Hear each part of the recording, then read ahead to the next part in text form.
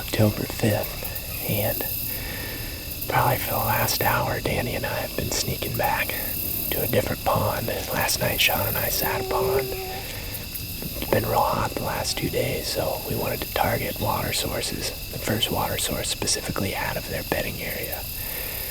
The pond we're at right now, back in the shed season, Eric Barber actually found an awesome pair of sheds right up in a bed above this pond. Danny and I snuck down this old creek bottom, and so far we had not spooked a deer. And I was creeping up this pond dike to peek up and see where we could sit. And there was a little young 1.5-year-old buck bedded right on top of this, and I walked within 10 yards of him, and he didn't even spook bad. He just jumped up and kind of walked off. I watched him walk up through the hillside. And when I peeked up over there, it is just torched with rubs up there. And there are big rubs coming down the hillside right through the corner of this pond. And there's a pinch right behind me where these deer are going between the two hillsides into this low creek bottom and eventually headed out to the crop fields that are further to the north of us. It's dead still tonight, and we're actually not set up where we're going to be set up. We're going to try to get up on top of that pond dike, but it's going to be really risky, and once we get up there, we're just going to have to be really calm and not do a lot of talking or moving around.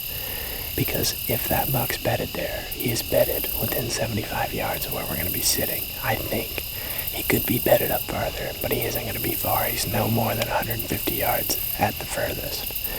So we're going to sneak up onto the top of this pond, try to get tucked in there. I've got this Cabela's ghillie jacket on, and it should be good for sitting on the ground. The one thing that we don't have going for us is any wind. It is just dead calm and hot, but that's why we're targeting this water source. If a buck is going to get up out of his bed to go to this cornfield, the first thing he's probably going to want to do is get some water. And we're going to be at the first water source out of his bed. It's really concealed back in here, this pond is. We're way off the road. So if there's a spot that a buck would be bedded, it's right there. And the proof is in the sheds that Eric Barber found. So we're just going to hop up here. We've got probably an hour and a half, 2 hours before dark. So we're just going to sneak up here, get set up, and hopefully that big boy comes in to get a drink.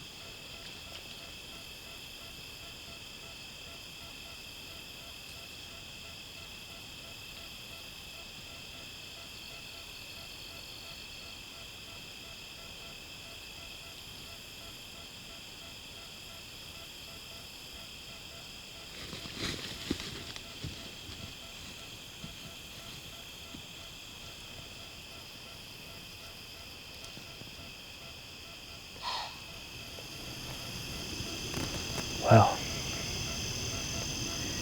the plan worked yet again, but Dan and I have maybe been set up for 5 minutes. Maybe. The doe and a fawn ran down the hill. They came right to the corner of this pond to get a drink, and I mean they were no further than 7 yards from me. And it's so still. I think our scent is just kind of hanging around in this area. And they caught just a whiff of it. At least the doe did. She went up on top of the hill and just stood there and blew probably 20 times.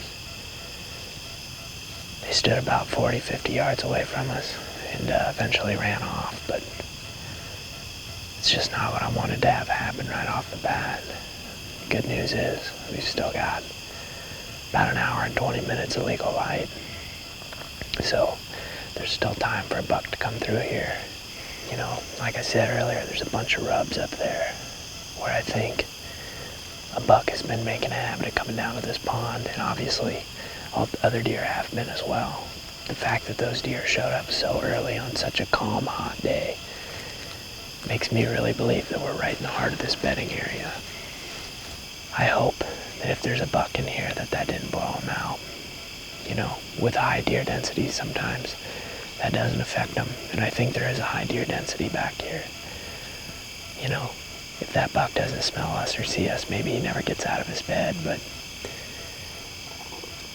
that could have blown him out of here as well. So I don't know. It's definitely not what I wanted to have happen right off the bat, but it does give me high hopes that another deer, especially a buck, will come in here before the night's over.